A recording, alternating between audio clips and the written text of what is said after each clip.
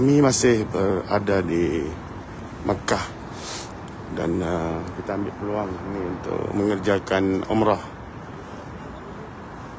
Antara umrah yang boleh kita lakukan adalah sebelum itu ini mikat untuk penduduk Mekah dan yang mengerjakan haji, yang antara yang paling dekat lah untuk berniat di mikat di Tanaim.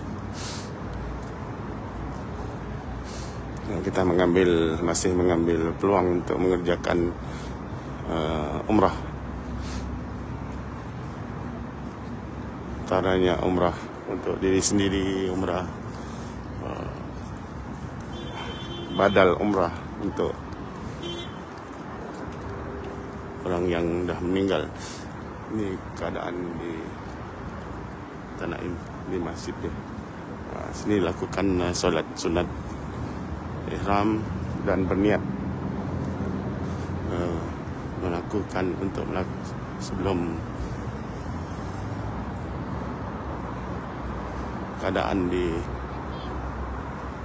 Tanaim masih dengan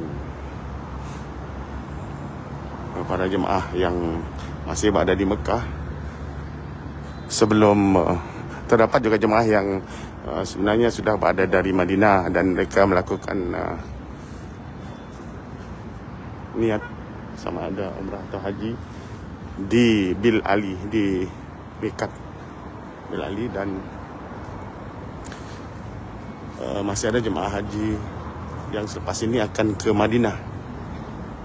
Sekarang menunggu ke Madinah, jemaah haji mengambil peluang melakukan ibadah umrah, beberapa umrah sebelum pulang ke tanah air dari lapangan terbang antarabangsa di Madinah. Okay.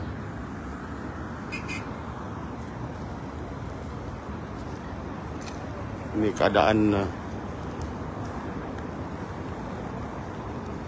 situasi di dekat Tanaim. Banyak taksi yang boleh diambil dari hotel. Berapa harga Ji?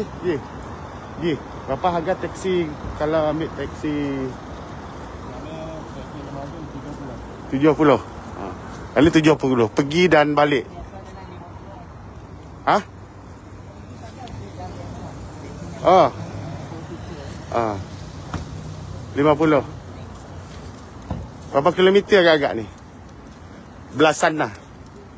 Tak sampai 10. Dalam 15 minit dari hotel. Okay, kami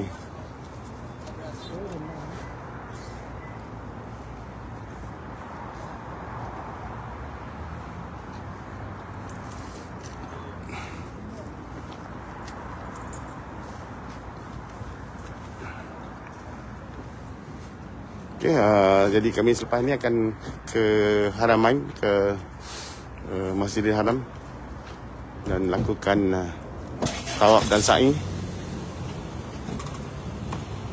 mengerjakan umrah.